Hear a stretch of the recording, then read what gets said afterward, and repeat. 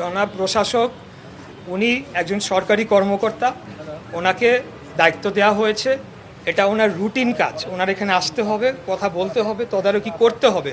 উনি অতটুকুই করেছেন, ওনার কাজটি করেছেন। উনি কোনো রাজনৈতিক বিষয় জড়াচ্ছেন বলে আমার কাছে মনে হয়নি এখন পর্যন্ত। আমাদের যে বিষয়টি এটা সম্পূর্ণ রাজনৈতিক। ঠিক আছে, উনি প্রশাসক হিসাবে ওনার যেহেতু ওনার কাগজে কলমে রয়েছে, উনি ওনার দায়িত্বটুকু পালন করেছে।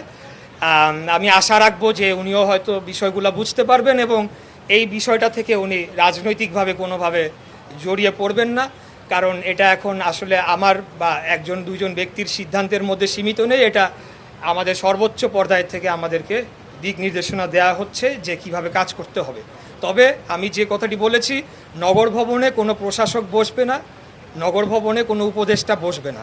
সেখানে যদি কোনো ধরনের অ্যাডমিনিস্ট্রেটিভ প্রবলেম হয়, আমরা ৭৫ ওয়ার্ড থেকে যারা সাবেক কমিশনার ছিল, সাবেক কাউন্সিলর, ভোটার, গণ্যমান্য ব্যক্তি, স্কুলের প্রিন্সিপাল, তাদের নিয়ে আমরা প্রয়োজনে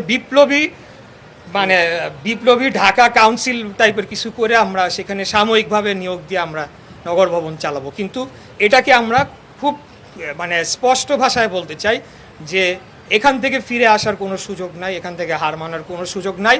আমরা স্পষ্টত বলে দিয়েছি, লিগালি আইনত আমি এখনও মেয়র। আগামী মেয়র নির্বাচিত হয়ে দায়িত্ব গ্রহণ না করা পর্যন্ত তারা শপথ গ্রহণ করাইলো কি করাইলো না, এটা তাদের সমস্যা।